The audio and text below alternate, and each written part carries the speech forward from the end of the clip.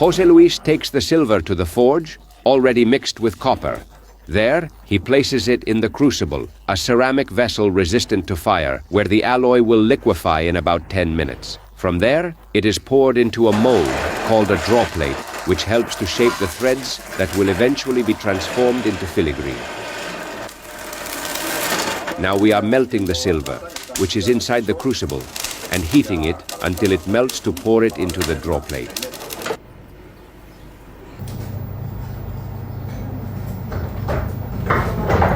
To handle the silver and shape it into ornamental figures, Jose Luis stretches the threads in the rolling mill.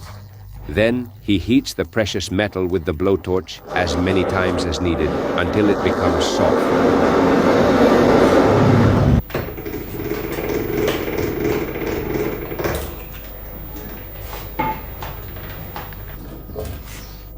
Then he will pass the thread through a series of bushings, which gradually decrease in thickness until reaching the desired diameter. I've annealed the thread and dipped it in virgin wax, so it passes smoothly. Jose Luis bends the ends of 2 threads he is going to join by braiding them.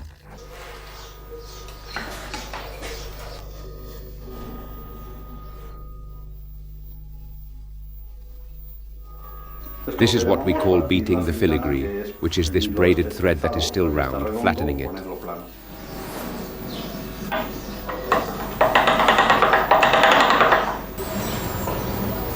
The filigree is done. I will anneal it and it's ready to work with.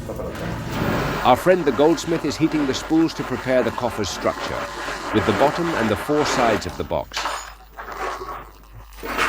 Then I will cut these threads with the vitolas, which determine their exact size. It's powdered solder that is made with the file, filing until you reduce a sheet previously melted in the forge, turning it all into powder.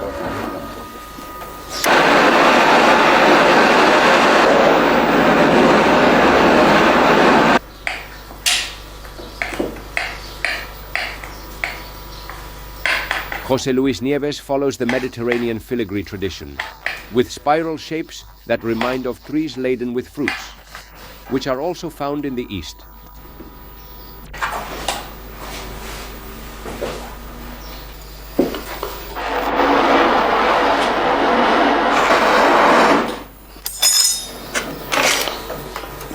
The framework is now complete, and we move on to filling it with filigree.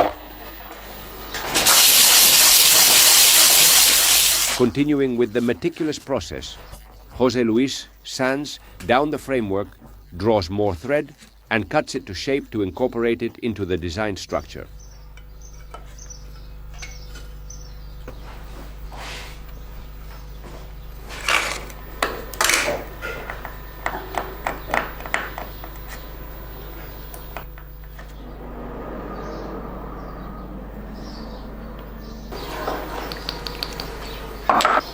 After wetting the surfaces, he sprinkles more silver solder to better fuse the parts with the torch.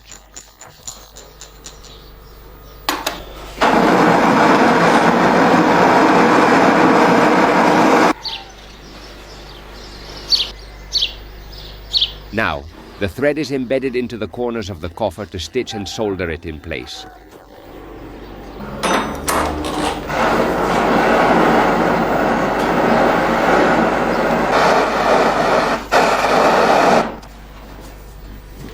The box is reaching the desired solidity thanks to the repeated fusions with the torch. Well, the box is now soldered, and now we are going to make the lid. The lid is crafted from a single piece, placing it in a rounded mold. When heated, it will take on the desired shape, which must align with the box's framework. Now, we need to anneal it to continue shaping it.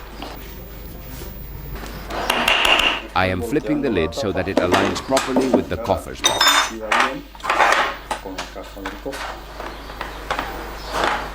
It needs to be flipped further, but I will anneal it so it bends more easily.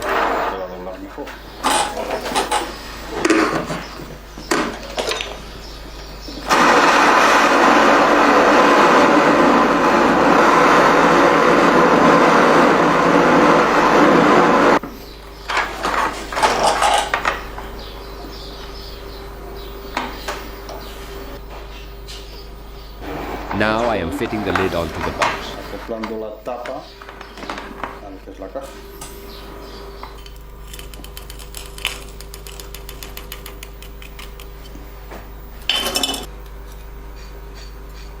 The lid is decorated with silver beads and rings, which José Luis attaches by wetting the molded sheet and sprinkling solder, then fusing it with the torch. The decorative patterns are traditional in Salamanca, resembling the famous buttons of charro garments. Now I am decorating the lid, placing a charro button in the center and adding its characteristic beads. I apply the solder and proceed to fuse it. The coffer's structure and ornamentation are complete. Now, we need to ensure all pieces fit together. The lid, the pin that will serve as a latch and hinge, and the clasp, which is finished with filigree.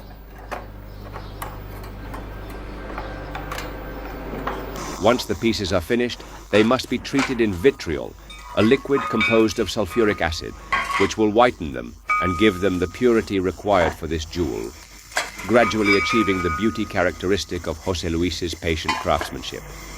To stop the acid from acting on the pieces, he washes them with soapy water and continues working on them.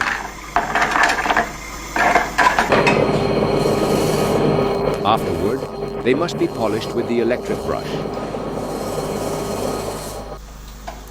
José Luis immerses the pieces in a new liquid composed of potassium sulfate, previously heated.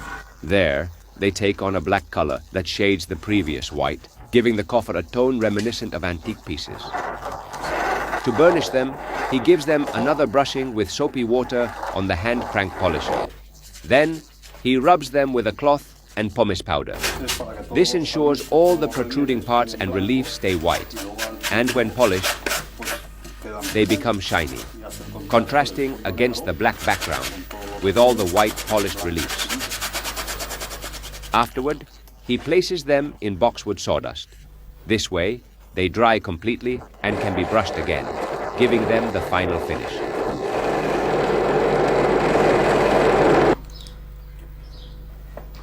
With the assembly of the pin and the clasp, followed by a final touch-up, the coffer is complete. The coffer is finished. This meticulous work, full of ancient cultural influences, has borne fruit in the hands of this goldsmith from Ciudad Rodrigo, who continues the metalworking tradition, crafting highly appreciated jewelry for the delight of all who know how to appreciate and value the work of artisans.